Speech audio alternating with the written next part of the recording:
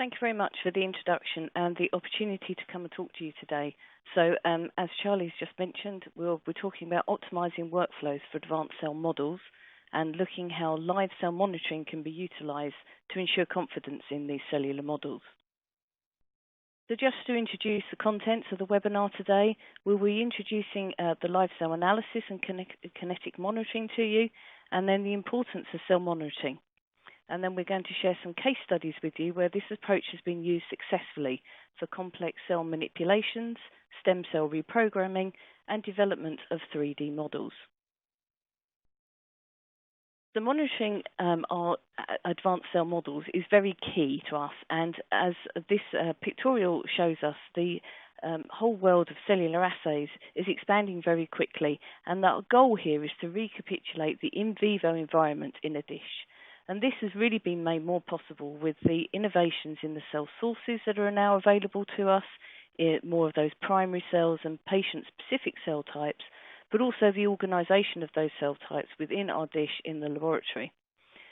The innovations in the cell source and the manipulations that we can now do with these cell types has really increased the amount of assay readouts that we can do, really bringing forward this idea of the in vivo environment in a dish.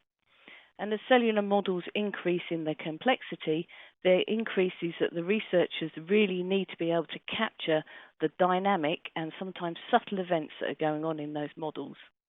So monitoring during all phases of the model creation really ensures that the cells are healthy, are in the correct state, i.e. activation or differentiation, before treatments are really introduced into the well. And live cell imaging can really support this optimization of the models to really ensure the confidence in the results. So for those of you who aren't quite so familiar with the area, I thought it was worth just to introduce what live cell analysis is. So basically, it's the continuous cell measurement of the cells throughout the entire process. So the image below here shows the IncuSite, which is the instrument that we're going to talk about today, sitting in a cell incubator. So already that instrument is at 37 degrees. It's in a humidified environment, and those cells will remain in a healthy state. We can use the instrument to look at our cells before they've even gone into our assay plates and make certain that they're healthy and they have the morphology that we expect. And then once we've plated them into our plates and have maybe added a drug to cause differentiation or activation, we can still continue that monitoring during that manipulation phase, and then also during the entire assay phase, where we can collect kinetic data of how these cells are changing. And this is relevant analysis in real time, and it's in living, non-perturbed cells. And this process can be from days, weeks, or even months, so it can be for the entire length of this assay. So just to really introduce what the IncuSite can offer, we actually sell both the hardware, the software, reagents, and applications to offer a fully integrated support for the cellular assays. So I've already said we have the IncuSite that sits within the incubator here. We then have a controller unit that sits on top of the incubator, which has all the computing power where the images are stored and can be analysed. And once that's on your network, you can access the controller from anywhere, any computer that is on the network, be that in your lab or remotely. And at that stage, you can control how the plates are read within the instrument, and have a look at images that have already been collected, but also set up analysis jobs and look at the analysis that's being done on those images. So we sell a range of models and configurations that are available to suit any of your biological needs. So on top of the hardware system itself, we also sell integrated software solutions, and there are several software modules dedicated to particular areas of science. And we also back that up with a range of reagents and consumables that are suitable for these long-term live cell assays.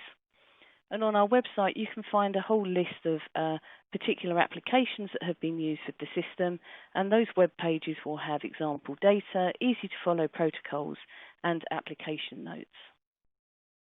So let's now switch to the main purpose of the webinar today, and it really is how live cell monitoring can provide insights into the quality of your cell culture assays. Researchers really want to answer some important questions of their cells before they even start the assay or add drug treatments to their plates. The first important question is, are my cells healthy? And there are various aspects and can be monitored over time from hours to months, and this can include proliferation, morphology, but also the plate coverage within our well before our assay. The next thing in here is if we're looking at something in particular, and in this case the images show some neuronal cells that have been differentiated, we really want to make certain that our cells are in the correct biological state before we start the assay. So we can look for markers for differentiation or activation, and that can be morphological or biological. But we can also, with the introduction of fluorescent labels, actually look for changes in surface protein expression. So we can be certain that the stage the cell is in is correct before we add drugs. And the third example here is really around those more complex cell models. So in this case, we're looking at a single spheroid in 3D. And in this case, we want to make certain that our advanced cell model has formed as anticipated before treatment. And are those cells still healthy? Are they proliferating? And are they doing what we expect them to do before we even add anything else into the mix? And we really do feel that robust QC of the cell culture really ensures that the models are optimum from the outset, which ultimately will improve the final assay readout. So let's start with that first question there, are my cells healthy? So for a cellular assay, this really is the most important first consideration. And using live cell analysis, it can be easily introduced into our workflow to monitor your cells pre-assay. And this can be done in the flask before harvest or even in the plate after seeding. The images here show A549s that have been seeded into a 96-well plate. And the first time point, you can see the cells are still recovering post-harvest and beginning to adhere to the plastic. By 6 hours, the morphology has changed slightly, and you can see those cells are now slightly flatter and larger. And by 18 hours, the cells are proliferating as we would expect and look healthy, ready for treatments to be added. Using the IncuSite, we can also quantify what's going on with these images, and the graph here shows in the black bars the average area of each one of those objects in the image, and you can see between the 0 and the 6 hours there's a large increase in the average area, which is indicative of these cells flattening and changing morphology. And then there is a slight change at the 12 and 18 hours, but not so great. And the blue dots there show the count in the well, and you can see that the count is increasing over time, which is really showing that these cells are healthy and they are proliferating. Now, if you were going on to use these cells, say maybe in an immune cell killing assay, you would want to make certain that these cells were really happy and healthy before you added in here your important high-risk primary cells or even your expensive CAR T cells. The next example which I'm going to show you here are with neuronal cell differentiation. And what we're going to look at here are SHSY5Y cells that have been stably transfected with a nuclear-restricted orange fluorescent protein. And this cell type is used quite heavily in some in vitro neuronal cell models, and they can be easily differentiated by a gradual serum starvation in combination with retinoic acid and BDNF to give you a much more neuronal morphology. And this takes some time, and they can be monitored in the IncuSite. And if I play the videos next, what hopefully you can see is that in the undifferentiated state, these cells are growing quite nicely, they're proliferating, and over 8 days they will slowly fill the entire field of view. Whilst the differentiated cells have stopped proliferating quite so much and have begun to change morphology to have these long neuronal type outgrowths from them. And using the IncuSite, we can now analyze and quantify these images. And using the software from NeuroTrack within the IncuSite software that's available, we can actually quantify the number of nuclei that are present in the image, but also the length of the neurite outgrowth. And if I just show you the graphs here, what you can see with the nuclear count is that the undifferentiated cells, as we saw in the video, grow very nicely over this first time course and very quickly become confluent, while the differentiated cells, they do start proliferating and then they stall and they stop, which is the black line on the graph there. If we now look at the neurite length, we can see that the undifferentiated cells really don't have any of these neurite outgrowths, but the differentiated cells have that nice increase in length over time, which slowly reaches a plateau. So we can see very clearly that we've got a kinetic monitoring of how these cells have been differentiated over time, and we can really quantify and say that these cells have differentiated as we would expect. So we're now interested in using these differentiated cells in an assay, which is really what we want to do. And in this case, again, we're looking at the SHSY5Y cells, and this is post the differentiation. And what we're now going to do is we're going to add a drug on top of these, which is OKA, which is a protein phosphate inhibitor. And if I play the videos now, what you will see is that over a 2-day time period, the OKA has completely disintegrated the neurite outgrowth, which is seen in the vehicle control wells. And again, using the software, we can analyze the lengths of these neurite outgrowths. And what we can see is a nice concentrated related effect with the OKA compound, where we can see a decrease in the neurite length over time. And we can see there in the teal color, the vehicle, which has just maintained those outgrowths over time. And within the software, we can also produce a nice concentration response curve, which is shown here on the right-hand side, showing a nice concentrated related effect. The next case study which I'm going to show you is actually with looking at T-cell activation. And in this particular instance, we're actually looking at phase contrast images, but we've also introduced here a fluorescent marker. So we've introduced an antibody against CD71, which is the transferrin receptor, which has been labelled with our FabFluor488 reagent to produce a green fluorescence. So what we're looking here are PBMCs that have been plated into a 96-well plate and then been activated with anti-CD3 and IL-2 to activate the T cells in this population. And if we just first look at the first two images here, the non-activated cells, you can see the T cells are these larger spherical cells within this image. And if we've now added the activation cocktail, we can see that the cells have changed morphology. The other thing that's quite evident in this image is that there is a cluster, and that is another hallmark of T-cell activation.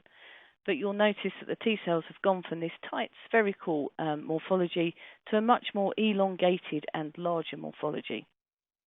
And in the bottom image here, this is where we've added this fluorescently labelled antibody, and you can now see that there is a green fluorescence which is associated with the T-cells in the image.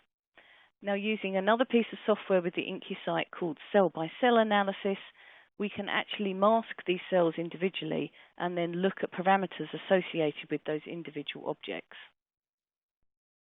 And what you'll see here is that the first graph here is looking at the average area of those objects, and with the addition of the activation cocktail, we can see there is an increase in the average area where these have grown in size over the time course. The graph in the middle is a measurement of cell shape, and in this case we're looking at eccentricity, which is a measure of sphericalness. So 0 is a perfect sphere and 1 is a straight line. So again, we can see with the activation cocktail that we have a loss of the spherical nature of these cells, and they have changed morphology. The last graph here is showing the percentage of the cells which have the green fluorescent marker associated with them. So generally we can see over the time course that we see an increase in the CD71 expression on the cells, but doing some further analysis within the software, we can actually see that the green fluorescence is more associated with the larger objects than it is with the smaller objects, which just confirms that the larger objects, which are the activated cells, have an increased expression of this CD71 marker. So taking all of this evidence together, we can say that this particular cocktail is in fact activating the T cells in this population. And again, this is another comparison to say that we have got activation of our T cells before we add this into a larger co-culture assay like an immune cell killing assay. So we're now going to swap slightly to a different cell type, and in this case we're looking at iPSCs. So there has been a large interest in the use of iPSCs in models to generate a more humanised disease model in the lab.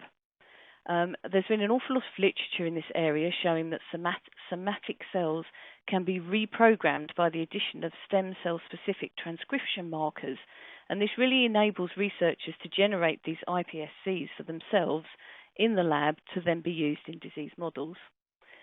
The conversion rate of these cells is quite low, and we're looking at less than 1% of the cells. And this process takes quite a long time. It takes from weeks to months to complete. So actually being able to track what's going on with this reprogramming event over the entire time course can really help to quantify and confirm what's going on. So in the images here, we're actually looking at neonatal foreskin fibroblasts, which have been treated with a cocktail of these transcription factors. And what we can see in the first image here is that at day 7, we can see the beginnings of a formation of a colony. And then over day 12 and day 14, we can see that this particular colony has grown in size where the cells have proliferated. The last image here is where we've actually added in markers for pluripotency to really show that these are iPSC cells that we've generated. And this is with staining with SSE4 and OCT4. So this is just another example with iPSCs. So in this case, what we were really trying to highlight here is that iPSCs have really enabled the humanization of models for inaccessible in situ tissues, i.e. the brain. And these desired models really do require quite an exact cell type with defined features to be then used in downstream assays. But the cellular development and the morphological changes that we're looking at here can sometimes be a little bit variable, and they may lead to unwanted phenotypic effects over time. So using the live cell analysis, we can actually characterize what's going on with this maturation and monitor them as they emerge.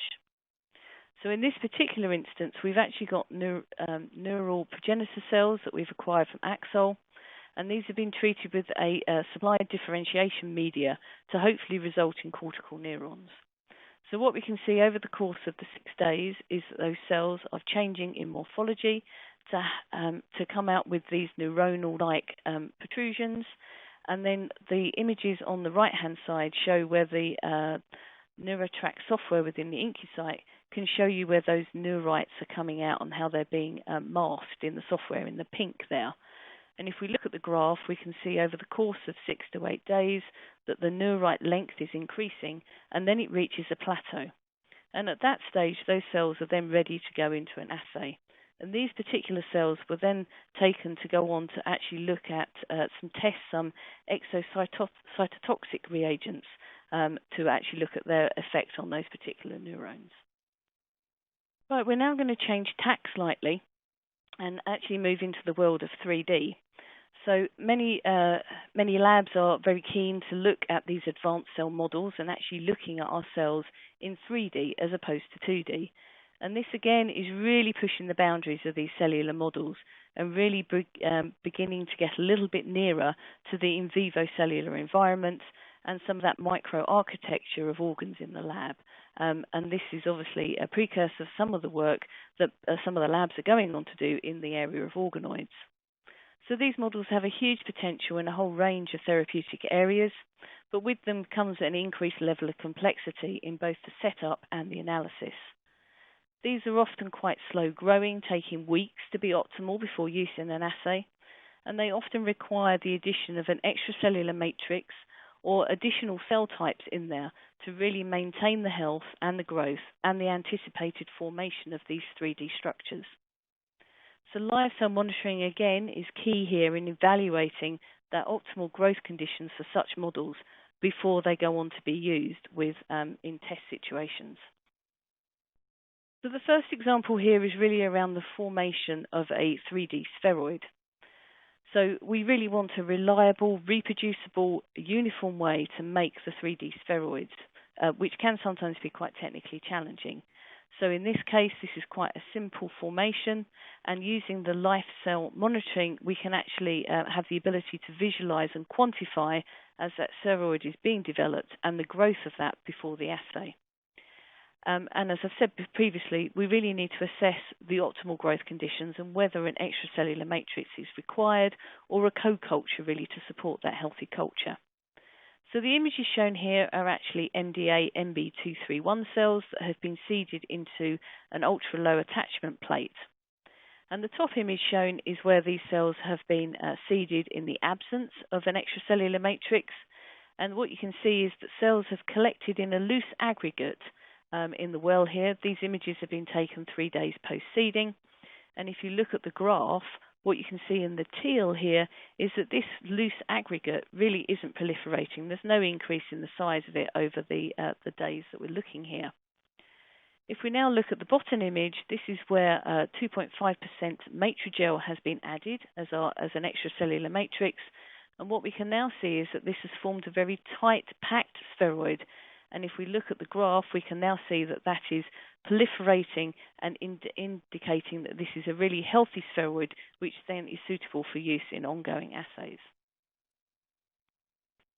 The previous example was where we were introducing an extracellular matrix, but in this particular instance, we're interested in looking at the addition of a second cell type. So it's very clear that cells do not exist as a monoculture in vivo, but they actually grow in combination with other cell types. And we're really interested to see what the effect has on these cell types when an extra cell is added into the mix. So in this particular instance, we're looking at a multispheroid model. So these are SKBR3 cells, which are a breast cancer cell line, and these have been seeded on top of a bed of matrigel as a monoculture on the left-hand side and a co-culture with human dermal fibroblasts on the right-hand side. So in monoculture, these cells really do fail to form a compact multispheroid, but they do still proliferate. So if we look at the graph on the far right, we can see the black line here showing that these cells are proliferating. But when we've added in the fibroblasts, we can now see that these cells have been encouraged to form a much more compact aggregate, which appear quite a little bit larger in size, but are now also showing proliferation. And it's this co-culture assay which was actually then used to go on to look at pharmacological compounds to see what effect this co-culture model has. So I hope you'll agree that the data shown here really does demonstrate the utility of live cell monitoring to ensure your assay quality. Hopefully we've shown how monitoring can easily be built into your workflow to provide confidence that your cells are at their optimal condition before assay. And when using cellular models where a defined activation or a differentiation stage is required, monitoring can provide quantifiable data to support the choice of your assay time. And with the use of advanced 3D models, monitoring of the formation provides a valuable insight for the optimization of those models. So as models become more complex, monitoring will become ever more important. The cell types used in these models are likely to be quite rare and could be quite expensive. So you really want to make certain you are using the best you can of your cells in the best models at the most optimal time. So really ensuring that assay quality with live cell imaging and analysis offers scientists the benefits at every stage of the cell assay workflow. If you require any further information after this webinar, the webcast recording will be available, and there is also a white paper that can be downloaded from the website covering this particular area. And there are also some links here to some other websites with far more information around the applications and the protocols used. Thank you very much for your time and your interest.